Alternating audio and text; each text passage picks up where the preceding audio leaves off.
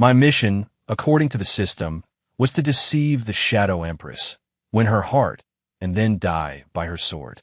3 months after I completed the mission and returned to my own world, she tore through the veil between realms to find me. And now, she's demanding I take responsibility. Selena's lips curved into a dangerous smile before her face went cold. Ethan Hayes, she purred, her voice a threat. Did you really think death could keep you from me? One, you betrayed me. Selena's voice was as cold as the ice in the deepest void. Her phoenix eyes, which had always looked at me with such affection, now held nothing but a chilling intent to kill. The tip of her sword, Frostfang, rested against my throat. A single, gentle push was all it would take to end my life. I forced down the tremor in my hands and made myself smirk. Your Majesty, you didn't actually think I could fall for a ruthless killer, did you? The words were a dagger, sharper than her sword, and I aimed them right at her heart. I saw her pupils contract. The hand holding the sword trembled for the first time. These 3 years. It was all a lie. Her voice held a fragility I had never heard before. Of course, I said with a flippant shrug. The Alliance of Light sent me to get close to you, to earn your trust. The schematics for your Obsidian Citadel's defenses are right here in my coat. I deliberately patted my chest, where a piece of parchment was indeed hidden. It wasn't a schematic, though. It was a letter I'd written for her, explaining that this was all part of the plan, that my death at her hands was the only way I could return to my world. Selena's gaze turned to absolute zero. The temperature in the great hall plummeted, a thin layer of frost creeping across the stone floor. This was the true Shadow Empress, the being whose name struck fear into the hearts of everyone in the realm. Good, she said, a smile gracing her lips.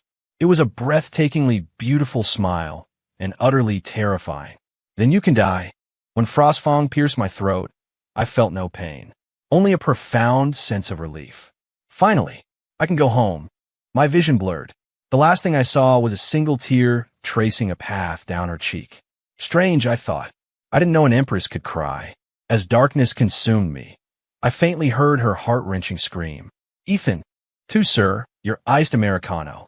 I took the cup, the cold plastic a familiar shock to my fingertips. It had been 3 months since I'd returned to the real world, but whenever I touched something cold, I could almost feel the phantom press of Frostfang against my throat. Thanks. I nodded to the barista and pushed open the glass door. The Chicago sun was bright, forcing me to squint. Just as I lowered my head for the first sip, a voice turned my blood to ice. Ethan Hayes. That voice, cool and clear as a mountain spring, yet with an imperious edge I knew all too well. My coffee cup slipped from my grasp, crashing to the sidewalk. Brown liquid splattered across my white sneakers. Impossible. Absolutely impossible. I turned my head mechanically. There, standing under a maple tree outside the coffee shop, was a woman in a crimson gown. Her embroidered robes were completely out of place in a modern city. Her jet black hair was loosely pinned with a jade clasp, a few strands framing her porcelain white face. The dappled sunlight filtering through the leaves couldn't hide the dangerous glint in her eyes. Selena, the Shadow Empress of the Otherworld, the lover I had engineered to kill me. You have the wrong person, I mumbled, quickly looking down and starting to walk briskly in the opposite direction. Ah, a cold laugh echoed from behind me. You have a crescent-shaped birthmark on your left hip. You curl up into a ball when you sleep. And when you're drunk, you hug the nearest pole and cry for your mom. Need I go on? I froze, a cold sweat breaking out across my back. No one else could possibly know those details. Look, miss, I said, turning back and forcing a calm I didn't feel. I don't know what you're talking about, but harassing strangers like this is illegal. A dangerous smile played on Selena's lips. She glided toward me, her ancient gown swaying with each step, drawing stares from everyone on the street. Damn it, dressed like that in this concrete jungle, she was like a phoenix in a chicken coop, too dazzling to ignore. Illegal? She stopped in front of me, tilting her head up to look into my eyes. A familiar, intoxicating scent, the cold plum incense she always favored in the realm, filled my senses. Ethan Hayes, did you think that by switching worlds, I wouldn't be able to punish you? I swallowed hard. She barely came up to my chin, but her aura was so powerful, I had the insane urge to kneel. Was this the oppressive power of the Shadow Empress? Undiminished, even after crossing the void between worlds? I really don't know you, I insisted, sticking to my lie. If you don't leave me alone, I'm calling the cops. The cops? Selena's laugh was sudden and startlingly beautiful. She raised a delicate hand and, to my horror, snapped her fingers. Boom! The public trash can 10 feet behind me exploded, sending plastic shrapnel flying. Now, Selena tilted her head, a deceptively innocent smile on her face. Do you still want to call the cops? My legs started to shake. It wasn't fear exactly, but a deeply ingrained conditioned response. In the other world, whenever she made that face, it meant someone was about to have a very, very bad day. Selena, I finally gave up, my voice dropping to a harsh whisper. How did you find me? A flash of triumph crossed her eyes, which then hardened again. Did you think death could keep you from me? Her slender finger jabbed me in the chest. Ethan Hayes, you owe me, and you'll spend the rest of this life paying me back. I opened my mouth, but no words came out. According to the system's rules, everyone in that world was supposed to have their memories of me erased after I died. How could she possibly remember? How could she have found me here? Come with me, she said, suddenly grabbing my wrist with surprising strength. Where are we going? You're home, she stated as if it were the most obvious thing in the world. I'm new to this realm and have nowhere to stay. As the one at fault, shouldn't you be responsible for me? Wait, that's not appropriate. Not appropriate. Selena narrowed her eyes. Her other hand came up to gently caress my cheek, a terrifyingly tender gesture. Perhaps you'd prefer I stand here, in front of all these people, and tell them how you manipulated my affections, then stage a betrayal, so I would be forced to kill you. Her voice was just loud enough for a passing couple to hear. They shot us a horrified look and hurried away. Sweat beaded on my forehead. Selena, this is the modern world. You can't just kill people. I know that, she blinked, which is why I'm only threatening you. What? Is an empress not even allowed to make threats anymore? Seeing her look so utterly self-righteous, I had the sudden urge to laugh. This was Selena, all right. Even in a different universe, she hadn't lost an ounce of her domineering personality. Fine, he sighed. But my apartment is small and what? She asked, suddenly suspicious. Are you hiding another woman there? No. I denied it instantly. It's just, you have to agree to a few rules. Selena raised an eyebrow. Speak. First, no using your powers indiscriminately. Second, you have to wear the clothes of this world. And third, I hesitated. No killing people. Done, she agreed readily, then added, but if you dare betray me again. She didn't finish, but her meaningful glance at another, intact trash can down the street, said everything. A shiver went down my spine. Never again. Then let's go. She looped her arm through mine as if it were the most natural thing in the world. I am hungry. And just like that, I was walking home with a possessive, world-hopping shadow empress from another dimension. People stared at the strange pair we made, a guy in jeans and a t-shirt, and a goddess in ancient robes. Selena, I whispered, could you maybe not hold my arm? Why? She frowned, displeased. In the realm, you couldn't wait for me to hold on to you all day. But this isn't the realm. I don't care, she said, tightening her grip and leaning her head on my shoulder. This is your punishment, Ethan, for lying to me. I was speechless, forced to let her hang off me like a koala. Strangely, the long-forgotten intimacy sent a secret thrill through me.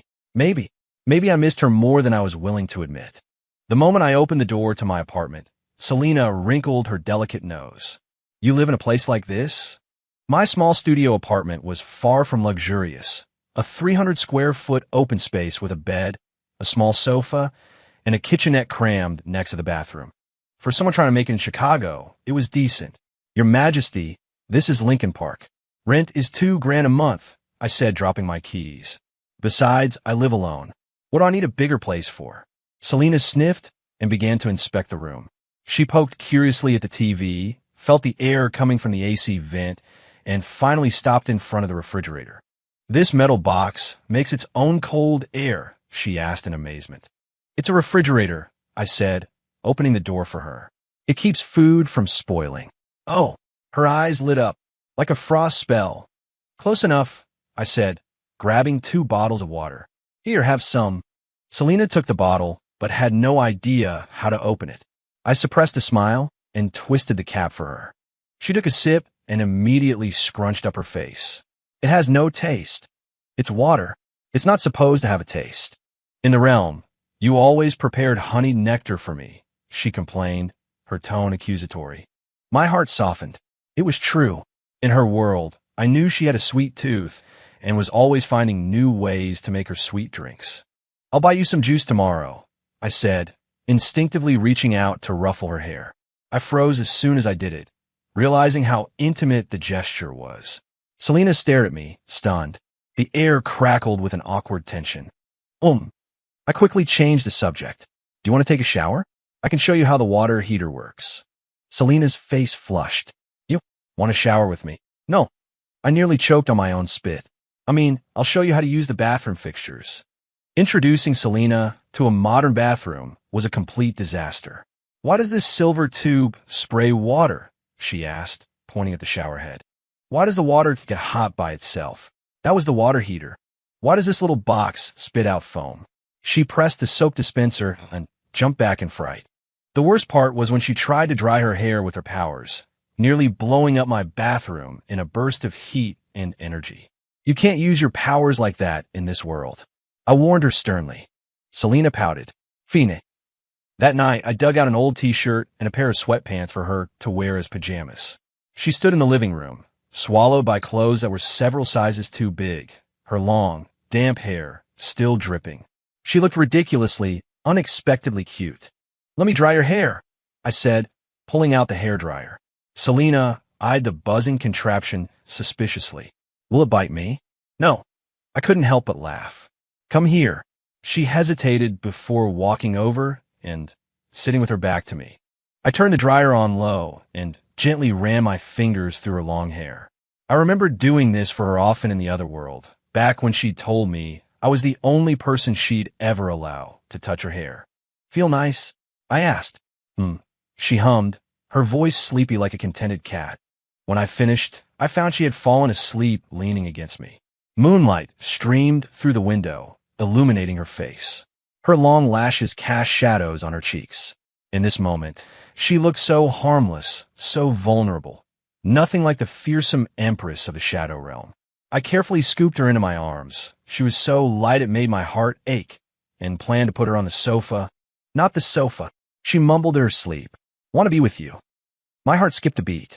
In the end, I laid her down on my bed and started making a makeshift bed for myself on the floor.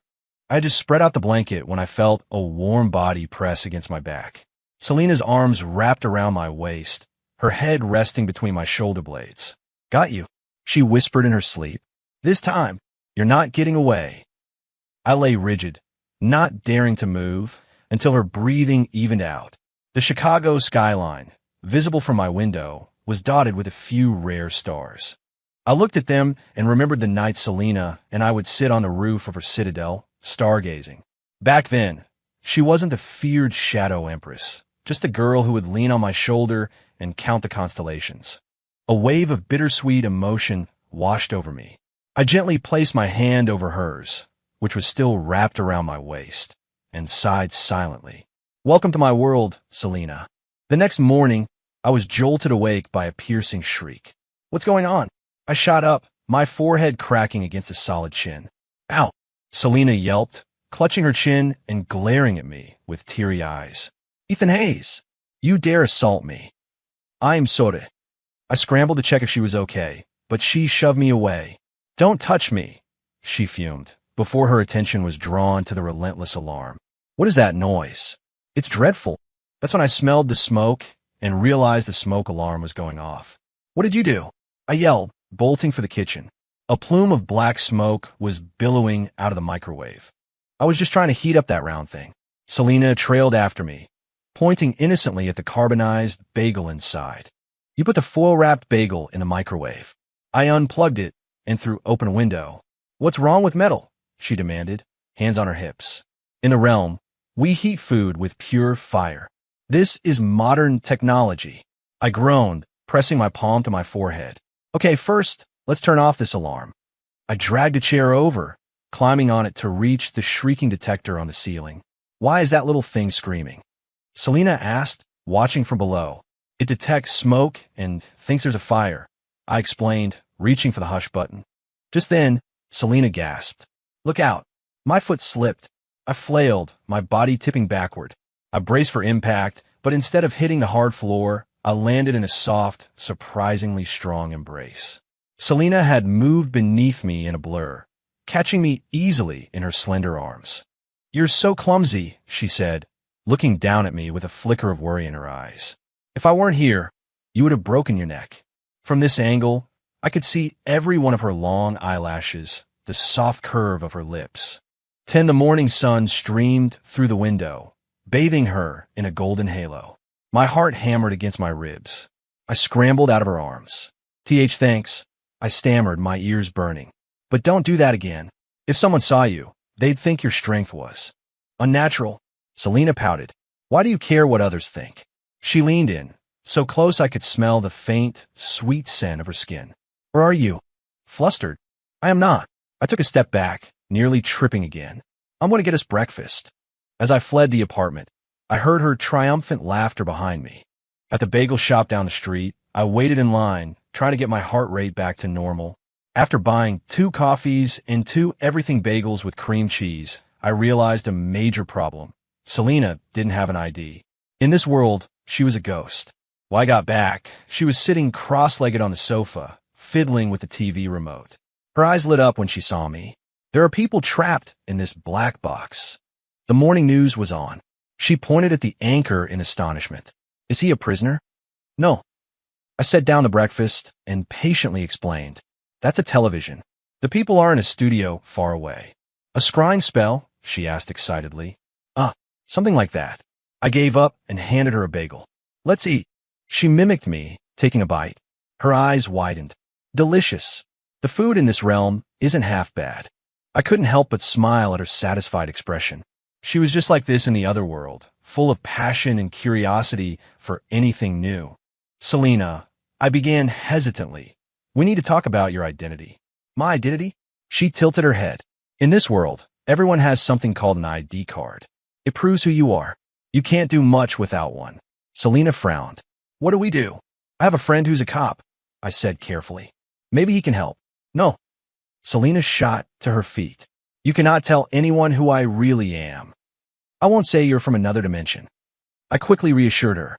I'll just say, you're my cousin from out of state, that you lost your wallet and all your documents. She eyed me suspiciously. Is this cousin excuse a common deception in this world? I nearly choked on my coffee. Ahem. Anyway, you'll have to lay low for a bit. Once we get you an ID, I'll show you around Chicago properly. Her expression softened. All right, but a sly smile spread across her face. I want you to take me shopping for clothes from this world. Why? Because I'm tired of being stared at, she said, gesturing to her robes. And also, she leaned close, whispering in my ear, I want to dress up for you. Her warm breath on my skin sent a jolt through me. My face was on fire. Okay, he stammered. This afternoon, 11 after breakfast, I started teaching Selena how to use a smartphone. She was a fast learner, but hated the touchscreen keyboard. Why can't I just send a message with my thoughts, she complained. Tapping on this glass is so tedious. Normal people can't do that, I said, exasperated. Here, let me add my contact to your phone. Contact, this green icon. iMessage. I helped her set up an account, then realized something. You need a username. Selena thought for a moment. How about Luna? It's a reflection of my name. Luna. I murmured. The name suited her perfectly. As soon as I added her, she snatched my phone, changed her contact name to my Empress, and pinned our conversation to the top. Hey, I tried to grab it back. What? She looked at me defiantly. In the realm, the communication talisman you gave me was engraved with "For my dear Selena." I had no comeback. I could only blush and accept my fate. 12 that afternoon, I took Selena to a mall on the Magnificent Mile.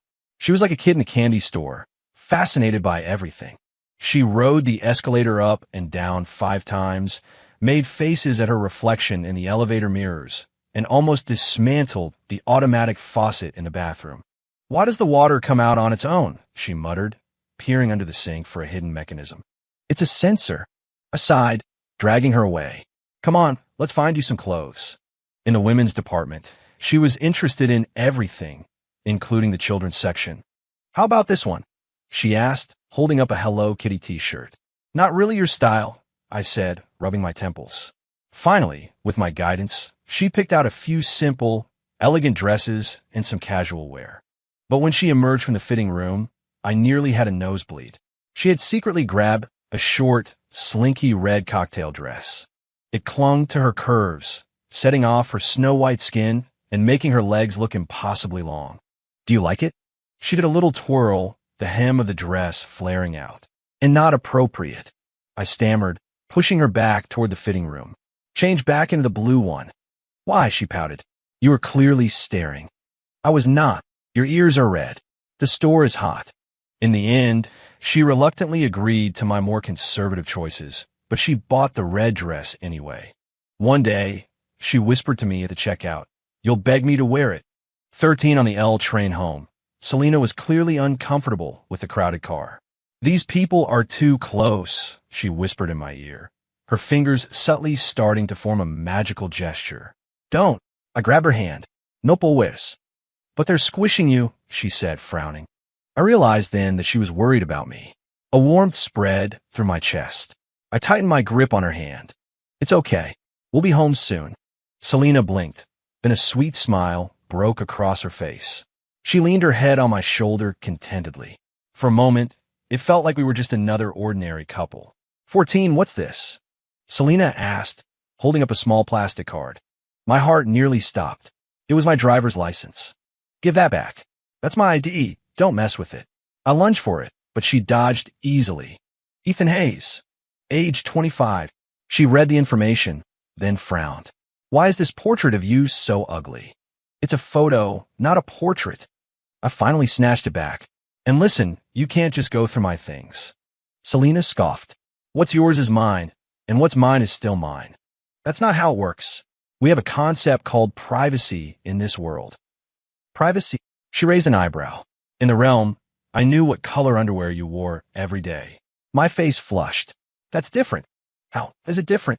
She moved closer. Is it because there's someone in this world you care about? That. Miss Miller, perhaps. I froze. What Miss Miller? From the sleeve of her dress, she had insisted on wearing one of her gowns at home. She produced a phone. My backup phone. You went to my phone. This Jessica Miller texted you yesterday, Selena said coldly. Can't wait for the reunion this weekend. You have to be there, she recited. She even added a heart emoji. She's my old classmate from college. We're just friends. Is that so? Selena's eyes narrowed. Then I'm going with you. No. Why not? Feeling guilty? Because an idea struck me. Because you don't have an ID yet. You can't get into a lot of places. 15. Selena's expression froze. She bit her lip, and for the first time, I saw a flicker of real vulnerability in her eyes. So, I can't stand by your side in the open. My heart clenched. In the other world, she was the all-powerful Empress, and I was a nobody. Here, the roles were reversed. She was an undocumented person, a ghost, while I could move freely through society. Selena. I said her name softly, reaching out to touch her face. She stepped back, turning to walk out onto the small balcony. I followed her. She stood with her back to me, looking out at the city lights, her silhouette appearing achingly lonely. You know, she said without turning around, in the realm, I watched the moon every single night and thought of you. I moved to stand beside her, following her gaze to the full moon hanging in the sky. I kept wondering if, in your world, you were looking at the same moon. That broke the last of my defenses. I turned and pulled her into a tight hug. I am sorry. I shouldn't have lied to you. I shouldn't have left you. Selena trembled in my arms. You won't leave me again. Never, I promised, my voice thick. Never again. She finally smiled, a smile brighter than the moon itself. We held each other on the balcony, the lights of Chicago sprawling out behind us. In that moment, my world contained only her. The reunion, I whispered in her ear. We'll go together. I'll figure something out. Selena looked up, a familiar, mischievous glint in her eyes. Really? Yeah, I nodded. But you have to promise me. No powers, no threatening my friends, and definitely no killing. I know, she sang, then stood on her toes and planted a quick kiss on my cheek. That's your reward. I stood frozen, my face burning. Selena, however, was already skipping back inside, humming a tune from the other world. 16. On the day of the reunion, I arrived at the restaurant half an hour early, pacing nervously.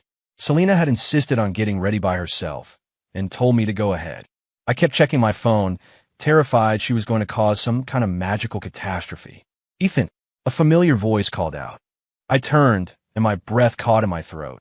Selena was wearing a simple white sundress, her black hair falling softly over her shoulders, held back by a single pearl clip. She had on light makeup, a touch of pink on her lips. She looked like a normal, beautiful city girl. If you ignored the fact that her beauty was so stunning, it was almost supernatural. "You," I stammered. "How did you do all this?" She spun around proudly. "I spent 3 days studying Vogue and watching makeup tutorials on YouTube." She leaned closer, her voice dropping, and I used a tiny glamour spell to hide the imperial sigil behind my ear. I noticed she was wearing small diamond studs that perfectly concealed the mark of her royal lineage. "What about your ID?" I asked nervously.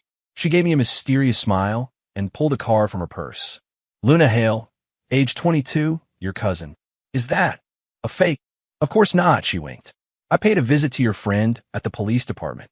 Used a little persuasion." My blood ran cold. "What did you do to him?"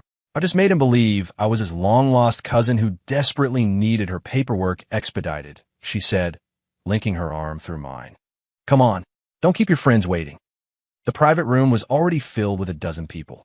The moment we walked in, all eyes turned to us, or more accurately, to Selena. "Whoa, Ethan, is this your girlfriend?" My old roommate, Mark, was the first to speak up. "No, this is my cousin," Selena cut in sweetly. "I just moved here from out of state." She was so natural, so convincing. I let out a breath I didn't realize I'd been holding. I didn't know it was just the calm before the storm. "You know, Ethan was a real heartbreaker back in college," said Jessica Miller, the girl from the texts. She laughed. "He had so many girls chasing after him." "Thank for that, Jess." Selena's smile faltered for a fraction of a second before becoming even brighter. "Oh, really? My cousin never told me." 17. Under the table, her hand found my thigh and pinched hard. "Hiss." I sucked in a sharp breath. That was all in the past. Yeah, another guy chimed in. "Especially that senior who used to bring him breakfast every morning. You guys are killing me." Selena's fingers twisted. I was pretty sure I was going to have a bruise. I quickly tried to change the subject. "So, has everyone ordered yet?" The rest of the dinner was torture. Every time someone brought up one of my past flings, Selena would deliver another painful punishment under the table, all while maintaining a perfect, pleasant smile. By the time the main course was served, my leg was numb. "Excuse me, I need to use the restroom," I said, making my escape. I had just splashed some cold water on my burning face when a men's room door swung open and clicked shut behind me. Selena was leaning against it, her sweet smile completely gone. "Ethan Hayes," she said, her voice like ice.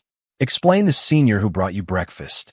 "That was 4 years ago," I said desperately, "and I never accepted it."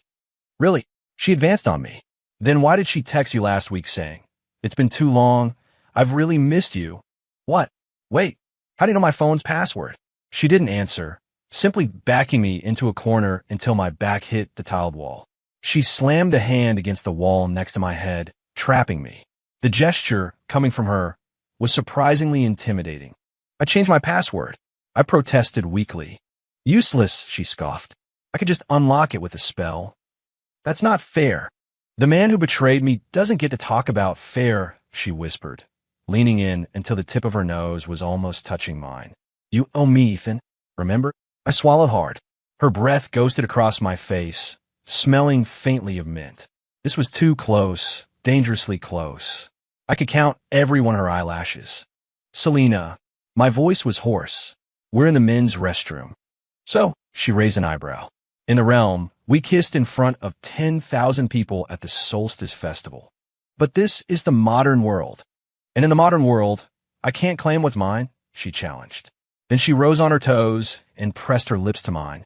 It was a brief, soft touch, but it sent a shock wave through my entire body. Now, she murmured against my mouth, everyone will know who you belong to. She turned and sauntered out, leaving me dumbfounded and weak-kneed against the wall. That woman, she was definitely doing this on purpose. 18 when I returned to the table, everyone was giving us knowing, suggestive looks. Jessica's expression was particularly sour. Find everything you were looking for. In a restroom? Mark asked with a smirk. Selena just smiled sweetly. We sure did. What a coincidence. I sat down, my face on fire, wishing the ground would swallow me whole. Selena, on the other hand, acted as if nothing had happened, even placing a piece of fish on my plate. My cousin just loves fish, she announced to the table, before gently brushing her foot against my leg. I barely survived the rest of the meal. Did you have fun? Selena asked later, in the Uber on the way home. You did all of that on purpose, I accused her quietly. She laughed softly. I did. And what are you going to do about it? I looked at her profile, illuminated by the passing city lights, and realized I wasn't even angry. In fact, being cared for this intensely, this possessively, it sent a warmth spreading through my chest. Next time, I mumbled, you could just tell me you're jealous. Selena turned, her eyes sparkling in the dark. Who's jealous? I was merely disciplining an unruly subordinate. Right, Your Majesty, I said, shaking my head with a smile. On impulse, I reached over and took her hand. She froze for a second, then her fingers intertwined with mine. 19 a month after she moved in, Selena had fully adapted to modern life. She learned how to order food delivery on her phone, how to use the washing machine, and even started trying to cook, though that usually ended with my kitchen looking like a disaster zone. It's not my fault, she declared, looking at a piece of charcoal that was once a fried egg. The fire in this world is too difficult to control. So you used hellfire to cook an egg? I asked, staring at my warped frying pan. I had it under control, she argued. At least I didn't burn the building down. I sighed, but I couldn't stop smiling. This life, filled with little mishaps and constant surprises, made me happier than I had ever been. 20 that weekend, I took Selena to the amusement park at Navy Pier. She was as excited as a little kid, dragging me on every single ride. That one. She pointed at the towering roller coaster, her eyes shining. I want to ride that one. Are you sure? I hesitated. I hear it's pretty intense. Oomph. I've flown faster than this on my sword, she scoffed, pulling me into the line. But as the coaster plunged from its highest point, the once mighty shadow Empress screamed louder than anyone, and her legs were like jelly when we got off. Ethan, she mumbled, clinging to me with a pale face. The people of your world are terrifying. I couldn't help but laugh, wrapping an arm around her waist to support her. Even the great Empress gets scared. Shut up, she snapped, swatting at me. You are forbidden from telling anyone. 21, as evening fell, we sat in a gondola on the Centennial Wheel, watching the city lights twinkle to life below. Selena was quiet, leaning against the glass. Ethan, she said suddenly, do you like this world? Huh? I was surprised by the question. Of course I do. More than the other world? I thought for a moment. They're different. The realm had its good points, and this world has its own. She hesitated. If you had the choice to go back to the realm, would you leave me again? I turned to look at her and saw she was staring nervously at her own hands. In that moment, she wasn't a domineering empress. She was just a girl, terrified of being abandoned. No, I said softly. Because you're here. Selena's head snapped up, her eyes wide with disbelief. What? What do you mean? I took a deep breath and gathered all my courage, taking her hand in mine. Selena, I love you. Not because of a mission, not because I was forced to, but because I truly, genuinely do. Her lips trembled, and her eyes filled with tears. You're lying? She choked out. You said that last time. This time is different, I said, looking her straight in the eye. In the realm, I did approach you for the mission, but somewhere along the way, I really did fall in love with you. That's why I chose to leave the way I did. It completed my mission, but it also ensured you would live. Then why did you pretend not to know me? She demanded, a tear finally escaping and rolling down her cheek. Because I was scared, I admitted. I was scared you would hate me, that you'd want revenge. And I was even more scared that you would make me fall for you all over again. Selena stared at me, speechless, as more tears fell. I reached out to wipe them away, but she grabbed my wrist. Ethan, she said, her eyes red. Do you know why I had to find you? I shook my head. Because I believed in you, she said, each word deliberate and clear. Even when I watched you betray me with my own eyes, I still believed. That wasn't the real you. My heart felt like it was being squeezed by an invisible hand. Selena, be quiet. I'm not finished, she said fiercely, though the tears were coming faster now. I spent 300 years of my power to tear open the veil between worlds. I didn't come here to listen to your apology. I came here to... She couldn't finish. Instead, she threw herself forward and crushed her lips against mine. The kiss was clumsy and desperate, salty with the taste of her tears. I was stunned for a second before I began to gently kiss her back. The Ferris wheel reached its highest point, the lights of the city glittering beneath us like a fallen constellation. And in our little glass bubble, we shared a kiss that had crossed worlds. Ethan, she whispered afterward, nestled in my arms. If you ever dare lie to me again, I will actually kill you. I smiled and held her tighter. As you command, my Empress. 23 a year later, I woke up to a tickling sensation on my face. I opened my eyes to see Selena brushing the ends of her long hair against my nose. Wake up, sleepyhead, she cooed. You promised we'd go to City Hall today. I groggily glanced at my phone. It's only 7. They don't open until 9. I don't care.